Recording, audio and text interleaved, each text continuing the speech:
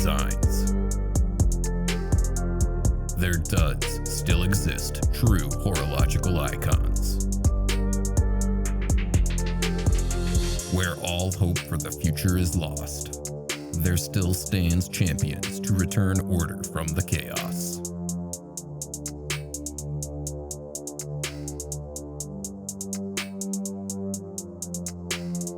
One hero, a dark knight among the secret society known only as watch collectors, stands for the common man. The other, a symbol of superlative excellence, represents the aspirational spirits of everyone. Seiko SKX. Rolex Submariner. Two watches, a history and heritage unrivaled in the industry. One accessible to almost anyone. The other a luxury achieved through patience and perseverance. Neither a greater icon than the other. That's right, guys. Today we are taking a look at two of the most iconic dive watches available on the watch market. And yes, they are two watches at polar opposite positions in terms of both price and quality. However, there is something unique about both of these watches. They are truly classic, all-time great designs, and I think it's fundamentally important to illustrate that no matter your budget, you can still get a piece in your collection that exemplifies what it means for a watch to be an icon. Yes, for as iconic and beloved as both of these watches are, they are also polarizing in a lot of ways. Obviously, they aren't universally accepted by everyone, and there will be some among you watching this video that will voice your disdain for one or both of these watches. But I am confident, based on my experience in this hobby, and in my time talking with watch hobbyists over the years, that the group of Submariner and SKX naysayers are not representative of the majority of watch collectors and enthusiasts. These watches are also polarizing in terms of price, falling at complete opposite ends of the spectrum. One can be had for just over $200 and the other comes in at a price north of $8,000. As far as the overall quality goes, there's some pretty significant differences there as well. But interestingly, when you look at the cost to value ratio, things do get a bit closer, at least relative to the bang per buck factor. That said, as different as these watches are, in one very important way, they're very much the same. The designs are classic. The styling represents some of the very best work from both Rolex and Seiko, and they are watch icons that deserve to be considered together as all-time greats. Now, I'm not much of a history guy. Brand history and heritage don't play an important role in my process of evaluating a watch on its own merits as an individual piece. Historical accolades, like a watch being the first of its kind on the moon, and pop culture references like a model being known for the celebrity who made it famous, these types of things just don't matter to me all that much. I try to put all of that out of my mind when reviewing watches, or even considering a watch that I might add to my collection. However, in this case, I think a brief look at the past is warranted. The Seiko SKX has its roots firmly planted in the year 1965 with the release of Seiko's first dive watch, the 62 MAS. You can trace back the DNA of the SKX to that point. See, unlike the Rolex Submariner, the SKX evolved out of many different models over the course of multiple decades, starting with that 62 MAS, and then into the equally historic 6105, a watch that actually diverged into two different case shapes, including both the cushion style and perhaps the more famous turtle case, actually made famous by the character Captain Willard as played by Martin Sheen in the movie Apocalypse Now. Through the 1970s and into the 80s, the line of Seiko dive watches continued to evolve, and more iconic models came out, including the tuna case dive watch, and perhaps the SKX's closest living relative, the 7002. This culminated to the release of the SKX 007 in 1996, a watch that persisted in its current form for nearly 25 years before becoming discontinued recently. The history of the Rolex Submariner is a bit different, where the SKX evolved into its current form over a timeline that gave the world many different model watches. Since day one, the Rolex Submariner was always referred to as the same model watch, and while it did evolve in its design, the steps in its evolution were small, iterative changes, which maintained the overall character of the watch for the most part. The original Submariner, as it appeared in 1953, would be recognizable as a forefather to today's current model, unlike the comparison between Seiko's earliest dive watches and the latest version of the SKX. The Mercedes-style hands were absent from the very first reference of the Submariner, but aside from that, the watch is still very recognizable for what it is. The longevity of the design cues present in Submariner models over the course of the last 65 years, in a large way, is what gives this watch its iconic status. Within a year, the reference 6204 was replaced by the subsequent 6205 model, and it got the signature Mercedes hands, and outside of a few exceptions, it has worn those hands ever since. Over the decades, minor changes to the case, bezel, crown, and dial did occur. Some of the most notable variations, including the reference 6200 with the 369 Explorer dial, the 6538 being the first model with 4 lines of text on the dial, and the 5510, which is the last big crown reference. In 1956, the reference 5512 introduced the crowned guards to the watch's 3 o'clock side of the case, and is probably what we would recognize as the most similar shaped oyster case to what we see today. Now, in the early 1970s, the reference 5513 introduced a change to the hands for the first time since the original watch and gave us what is known as the Mill Sub, a rare and expensive vintage piece, if you can find one today. Finally, there was the reference 1680, the first Submariner fitted with a date complication and the magnification Cyclops lens, along with the earliest versions of this watch having a red line of text at the 6 o'clock side of the dial. Despite these and all of the other unmentioned iterations to the design of the Submariner, you can clearly see the core design cues and principles in each and every reference model, and I do think that this consistency in the design is one of the key points to the success of this watch over more than half a century. Yes, these are 2 very iconic watches with strong brands who have a history and a heritage associated with great watchmaking. And before you say it, I know they aren't the only iconic watches out there. As far as divers go, what about the Omega Seamaster or the Blancpain 50 Fathoms, or a number of other models? Yes, there are others out there, but I think that these 2 in particular are the peak icons amongst their contemporaries and in their price tiers. It could even be argued that the Omega Speedmaster is a bigger icon yet, but that's a topic for a completely different video.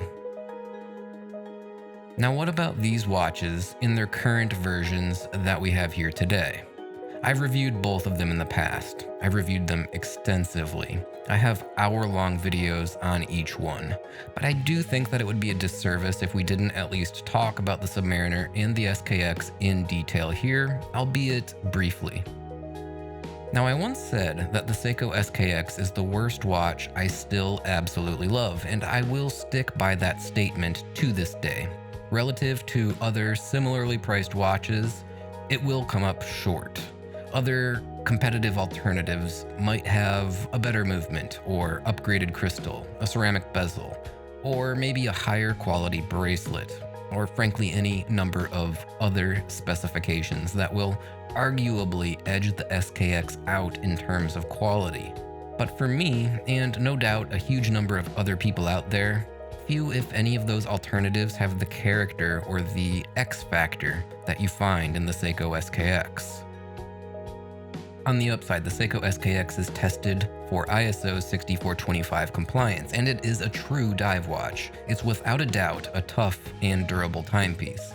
The watch face is as legible as any watch out there, and in low light situations, the Seiko LumiBrite glow-in-the-dark luminescence is, of course, second to none. The watch features two of the most usable and convenient complications that you could have on your watch, which includes a day and date, as well as a 120-click unidirectional elapsed time dive bezel. Now, the elapsed time dive bezel is a complication I prefer even to a chronograph when I'm wanting to track the passage of time over a short period of time, which surprisingly comes up fairly often in my day-to-day life. On the wrist, the watch is a pleasure. The size and the scale fits my 6 3/4 inch wrist perfectly, and while many complain that the bracelet is low quality, which it is, it's also quite comfortable, and I find that I enjoy wearing it more than most bracelets. Seiko is plagued with quality control issues. This is well known, so buying a watch like this sight unseen is a bit of a gamble. You might get one that's perfect, but the odds are that there will be something slightly off about your example. It's just one of the things that you have to learn to embrace if you're going to own one of these watches. Similarly, the 7S26 movement found in the SKX is not an accurate timekeeper in general. Now I know down in the comments of this video, people are going to say, quote unquote, mine keeps time within COSC specs.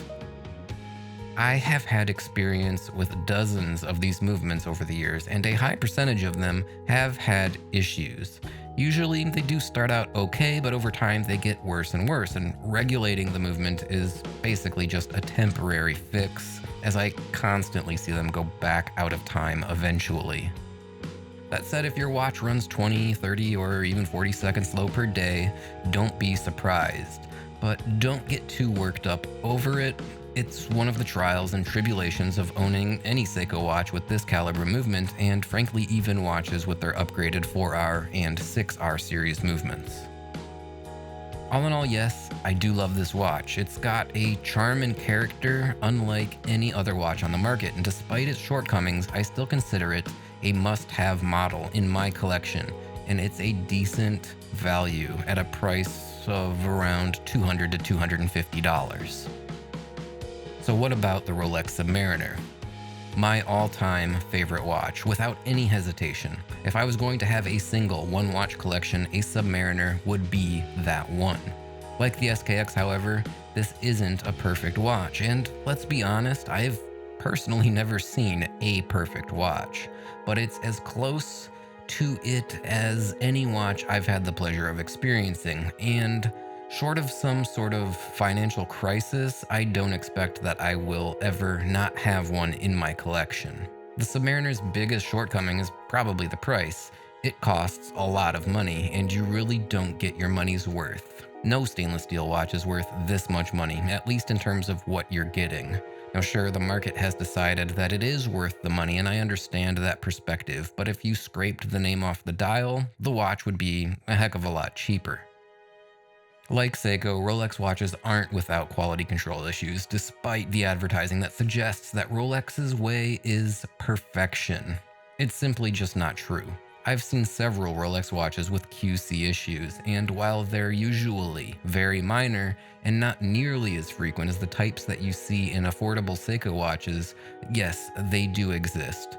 Unfortunately, plenty of large watch review YouTube personalities have gone on record as saying that the best way to tell if a Rolex is fake is to look for imperfections, because Rolex would never release a watch with a flaw. And that's completely false misinformation, and it's a disservice to the watch community. However, like I said, all of the flaws and imperfections that I have seen in Rolex watches have been very minor, and with any mass-produced product, a certain level of this probably should be expected. On the other hand, at least by my estimation, the Submariner is as near a perfect watch design as I've ever seen. The fit and finish is by and large excellent, and the level of refinement that you find in all of the moving parts, from the bezel, the crown action, and threading to the bracelet and clasp, are extremely well done. More than you see it, you can feel the quality of the watch when you hold it in your hand and use the watch. That's actually one of my biggest tips when it comes to spotting a fake Rolex. If things don't feel right, they probably aren't. And fake watches tend to feel much less refined in terms of the bezel, the crown, the bracelet, and the clasp. The face of the watch and the dial and hands, as well as the bezel, are simple but very legible. It makes the watch's usability excellent. It really has nothing you don't need, and it has everything you do, and that's why I consider it one of the best daily wear watches I've ever experienced. Paramount to this is, of course, the bracelet and clasp. The Oyster bracelet is extremely well done and comfortable on the wrist. Wearability is one of the most important factors when it comes to the watches I own, and the head and the bracelet offset one another on the wrist perfectly, making for a watch that wears great all day long. Add in the fantastic adjustability of the glide lock clasp, and you have a combo that really is unparalleled on the wrist. At the onset of this video, I alluded to this not being a comparison video, and it's not, because you can't really compare these watches to one another on most levels. The Submariner is a better watch in every technical way. However, I will say this. In terms of value relative to one another, you get much more for your money with the SKX than you do the Submariner. If we look at only these two watches in a vacuum where no other watches exist, the SKX is either thousands of dollars under the price it should be, or the Submariner thousands of dollars more expensive than it should be.